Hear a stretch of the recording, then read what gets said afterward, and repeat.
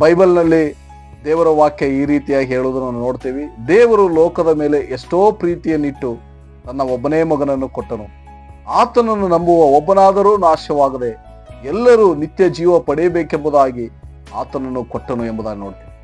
ಈ ವಾಕ್ಯದಲ್ಲಿ ನಾವು ಗಮನಿಸುವಾಗ ಸೃಷ್ಟಿಕರ್ತನಾದ ದೇವರು ಈ ಲೋಕವನ್ನು ಪ್ರೀತಿಸಿ ಯಾವುದೇ ಒಂದು ಜಾತಿ ಧರ್ಮಕ್ಕೋಸ್ಕರ ಬರಲಿಲ್ಲ ಅಥವಾ ಧರ್ಮ ಸ್ಥಾಪನೆಗಾಗಿ ಬರಲಿಲ್ಲ.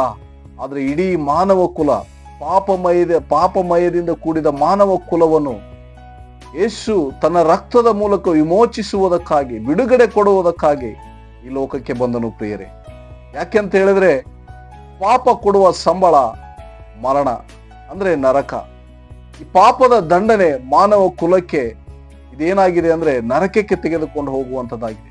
ಆದ್ದರಿಂದ ಆ ಸೃಷ್ಟಿಕರ್ತನಾದ ದೇವರು ಈ ಲೋಕವನ್ನು ಪ್ರೀತಿಸಿ ನಮ್ಮನ್ನು ನರಕದಿಂದ ಬಿಡಿಸ್ಲಿಕ್ಕಾಗಿ ಬಂದಿದ್ದಾನೆ ಎಂಬುದಾಗಿ ನಾವು ಅರ್ಥ ಮಾಡಿಕೊಳ್ಳಬೇಕು. ಯೇಸು ಅಂದ್ರೆ ಆತನೇ ತನ್ನ ಜನರನ್ನು ಅವರ ಪಾಪಗಳಿಂದ ಬಿಡಿಸಿ ಕಾಯುವನು ಎಂಬುದಾಗಿ, ಅಂದ್ರೆ ಅವರಿಗೆ ಪಾಪ ಕ್ಷಮಾಪಣೆಯನ್ನು ಕೊಟ್ಟು ಒಂದು ಪರಿಶುದ್ಧವಾದ ನೀತಿವಂತಿಕೆ ಜೀವಿತವನ್ನು ಕೊಟ್ಟು ಅವರನ್ನು ಸ್ವರ್ಗ ರಾಜ್ಯಕ್ಕೆ ಸೇರಿಸುವುದಕ್ಕಾಗಿ ಈ ಲೋಕಕ್ಕೆ ಬಂದಿದ್ದಾನೆಂಬುದಾಗಿ ನಾವು ಅರ್ಥ ಮಾಡಿಕೊಳ್ಳಬೇಕು. ಯಾಕಂದ್ರೆ ಆ ಯೇಸುವಿನ ರಕ್ತವಿಲ್ಲದೆ ಪಾಪ ಪರಿಹಾರವಿಲ್ಲ. ಆದ್ದರಿಂದ ಯೇಸುವಿನ ಬಳಿಗೆ ಬನ್ರಿ, ಪಾಪ ವಿಮೋಚನೆ, ಪಾಪದಿಂದ ಉಂಟಾದ ಶಾಪದಿಂದ ವಿಮೋಚಿಸಿ ಬಿಡುಗಡೆ ಹೊಂದುವುದಕ್ಕಾಗಿ ನೀವೆಲ್ಲರೂ ಯೇಸುವಿನ ಬಳಿಗೆ ಬನ್ನಿರಿ ಎಂಬುದಾಗಿ ಆತನು ಕರೆ ನೀಡ್ತಾ ಇದ್ದೇನೆ. ವಾಕ್ಯದ ಮೂಲಕ ನಿಮ್ಮನ್ನು ಆಶೀರ್ವಾದ ಮಾಡಲಿ. God bless you.